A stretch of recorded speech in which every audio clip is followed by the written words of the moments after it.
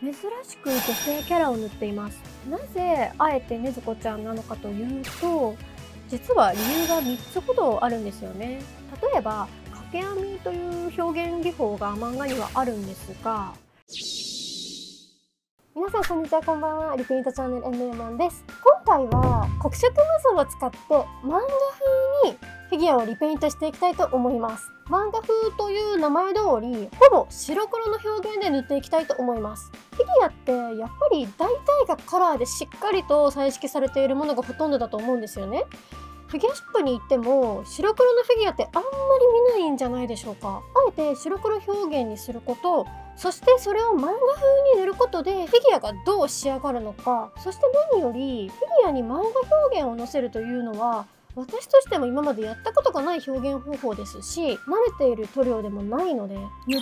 く私自身も楽しみなんですよね。それに新しい表現方法を試してみる時とか、新しい塗料を使っていく時ってすっごくワクワクしますね。何度も試行錯誤するので時間がかなりかかってしまうんですけどね。前回目がいかれるほどの黒さを誇る黒色無双はフィギュアのリペイントに使えるのかということを検証していって、結果的に癖はあるけど使えるということが分かりましたので、今回は実際にその黒色無双を使ってフィギュアをリペイントしていきたいと思います。ではその黒色無双を使って何のフィギュアを塗っていくのかというと、それは鬼滅の刃のねずこちゃんを塗っていきたいと思います。リペイントのテーマは冒頭でも言った漫画風、そして和ですね。鬼滅の刃って世界観がすごく和風なので、それをうまく表現できればいいなと思います。はい、このチャンネルでは既製品のフィギュアをワンランク上のかっこよさにするをモットーにして、フィギュアのリペイントに関する有益な内容をお伝えしていきますので、ぜひチャンネル登録をしていただけましたら嬉しいです。では早速塗っていきましょう。今回のねずこちゃんの流れなんですけど、白黒でさらに漫画風で塗るのは初めてということもあって、私の中で前例がない初めての塗り方だったので、様子を見ながら進めていこうという感じで塗り始めましたね。今回は実験的な意味も兼ねて黒色無双をどうしても使いたかったので、白色部分以外は全て黒色無双でやるということもあって、塗りながら予想外のことが起きたりしないかなって楽しみ反面不安も抱きつつのリペイントになりました。フィギュアの分解なんですけど、髪の毛はお湯とか必要なくパカッて取れたので、羽織の部分だけ今回は分解させて進めてみました。このフィギュア、髪の毛が前後で分割できるタイプのフィギュアって珍しいですよね。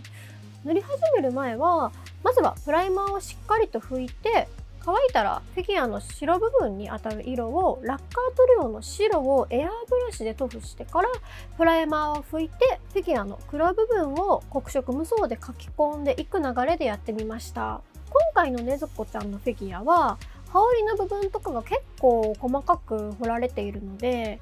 このディティールをできるだけ潰したくはなかったんですよね。おそらくサフを拭いても問題はないとは思いますが、今回は試しに白ラッカーでやってみたという感じですかね。黒色無双とプライマーの相性を実験してみて分かりましたが、黒色無双は塗膜が非常に弱いので、プライマーはかなり必須になると思います。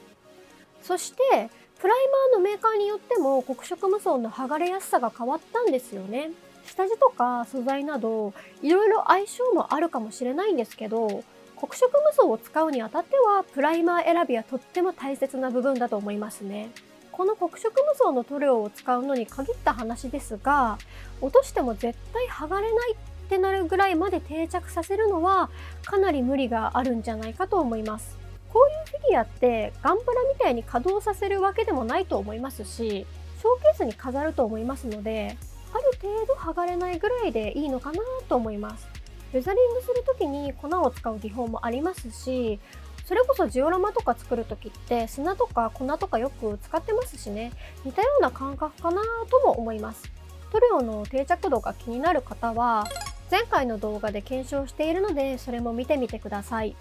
そして使ったプライマーは密着ロンマルチです。他にも剥がれにくいプライマーはあったんですけど、密着ロンは量も大容量で結構剥がれにくい方だったので、今回は密着ロンでいきました。そして今回はいつも動画とか見ていただいている方は珍しいって思ってる方もいるかもしれないんですけど、珍しく女性キャラを塗っています。今のところ圧倒的に男性キャラをリペイントしていることが多いので、女の子キャラはドラゴンボールの21号に続いてほぼほぼ2体目ですね。その中でもなぜあえて禰豆子ちゃんなのかというと、実は理由が3つほどあるんですよね。まず女の子キャラはまた近いうちに塗りたいなってずっと思っていたというのが一つですね。なんだかんだダラダラと後回しになっちゃって今に至るというわけなんですけど、あとは黒色無双の存在を知ってから使ってみたいって思っていたというのがあります。黒色無双が出た時はこの塗料黒すぎすごいと思って、もう早速ネットで黒色無双を買ったんですよね。それで黒色無双を生かした塗り方をしたいなーってもやもや考えてたんですけど、せっかく黒色無双を使って塗るなら黒を生かして白黒メインで力強く塗りたいなーって漠然と思ってました。そしてせっかく白黒で塗るなら書道の要素も少なからず取り入れたいなーってふわふわ考えてました。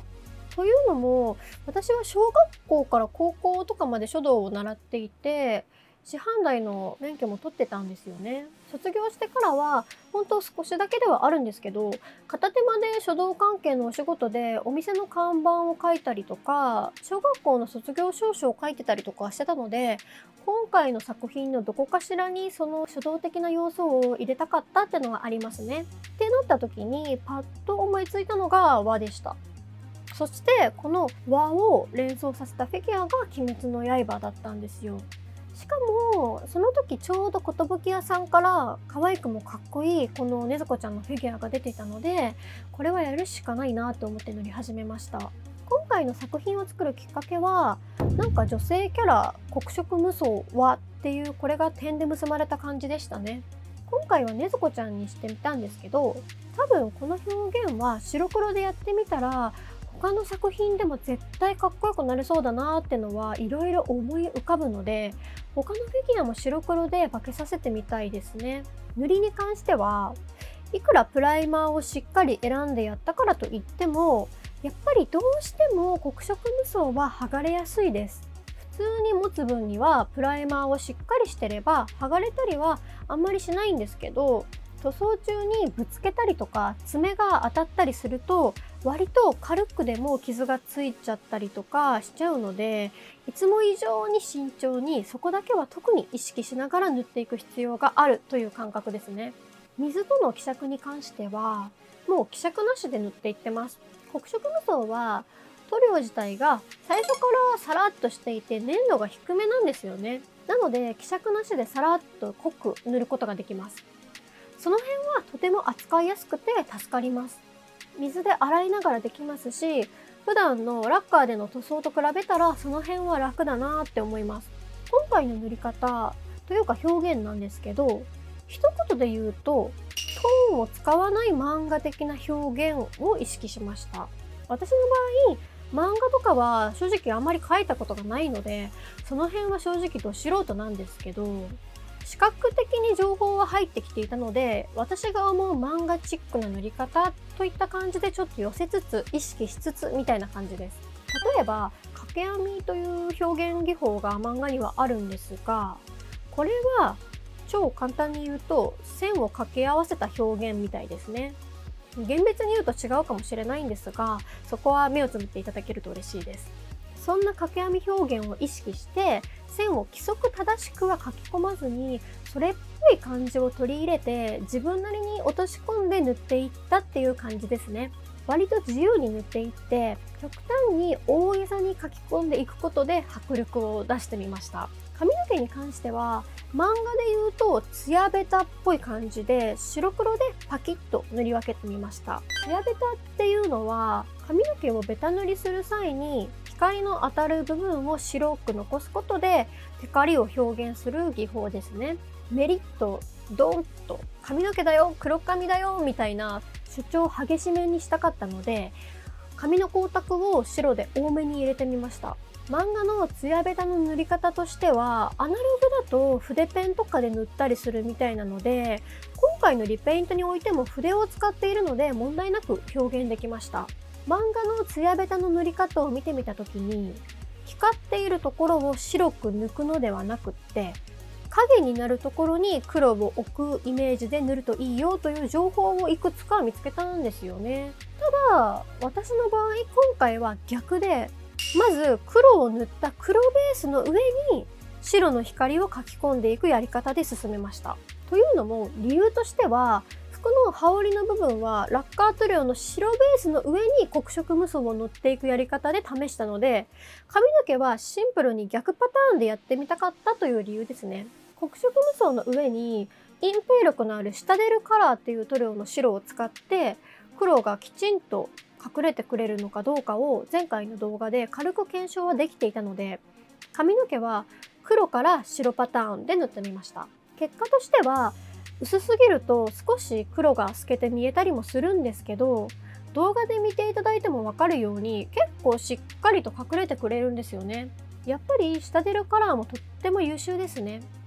匂いも臭くないし、黒色無双同様水で希釈して塗れるのでさっと片付けられるのもいいですからね。シタデルの方の水の希釈割合は塗っていって筆がすぐパサつかない程度に少しだけ水で溶いて塗りました。この髪の毛のパーツと羽織のパーツが塗っていて結構楽しい部分でした。塗っている中では一番楽しかったです。そして今回フィギュアを塗る上でこだわったポイントがあるんですよね。皆さんはどこだと思いますか？それは瞳の色と髪の毛の色だけカラーにしたことなんです。髪の毛先の赤、目の色のピンクの部分を残したんですよね。 2D 感というところをひたすら追求するなら全部白黒にした方がより漫画っぽい 2D になったとは思います。なんですけど見方によってはカラーの部分をポイント的に残すことで全体のバランスが良くなるかなって思ったのと、禰豆子の毛先の赤と瞳のピンクって個人的にチャームポイントでもあると思ってるので、そのチャームポイントカラーが他が白黒であることによってより一層引き立つかなと思ったので、今回はあえて色を残してみました。フィギュアが塗り終わったので最後にフィギュアの横に置く名前を書いていきました。ここでやっと書道要素ですね。作品に直接的に関わってはいないんですけど、間接的にフィギュアを引き立たせるようなアイテムにしたいと思って作っていっています。鬼滅のキャラクターって名前を漢字で書くの難しいんですよね。私は今回書くまでに漢字は読めてもちゃんと書けませんでした。なかなか使わなくないですか、この漢字は。あとなかなかしっくりくる文字が書けなくて結果的に10パターン以上書いちゃいましたね。もちろん和紙に書いてます。そしてその中から一番マシな1枚を選んだっていう感じです。あともっと和風っぽさをさらに前面に出したかったので文字を掛け軸に書いているようなテイストにしてみました。和柄の紙と円柱型の割り箸とかで掛け軸風のものを作ってみたんですけど、ミニサイズの掛け軸って結構可愛いなって思いました。あとこの掛け軸何かと他の応用も効きそうなので、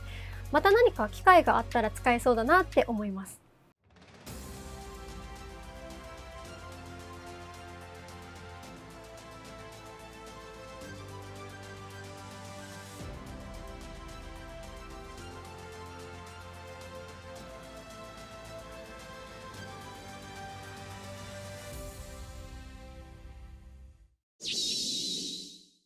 こんな感じで完成しました。自分的にはかなりうまくいったんじゃないかなって思ってます。自分が想定してたよりは上を行ってくれました。何よりやっぱりこういう新しい表現とかもっとかっこよくなる表現方法を考えながら塗っていくのは本当に楽しいですね。剥がれやすい塗料だからといって使えないとかではなくって、たとえ剥がれやすかったとしてもその塗料をのせることで新しい表現方法ができそうであれば、黒色無双であれどんな絵の具とか材料でも使っていっていいと思うんですよね。表現方法って本当に自由ですし、正解ってないんですよね、本当に。だから皆さんも常に面白そう、かっこよくできそうな表現をたくさん探してみてください。そして、あれこれやったら面白いんじゃないみたいなことがあれば、ぜひ教えてくださいね。はい、このチャンネルでは既製品はワンランクへのかっこよさにするをモットーに、フィギュアのリペイントに関する有益な内容をお届けしていきますので、ぜひチャンネル登録をしていただけましたら嬉しいです。また Twitter では私が現在リペイントしているフィギュアの過程や YouTube では発信してないような情報も発信しますので、興味があったらフォローしてみてください。では最後までご視聴ありがとうございました。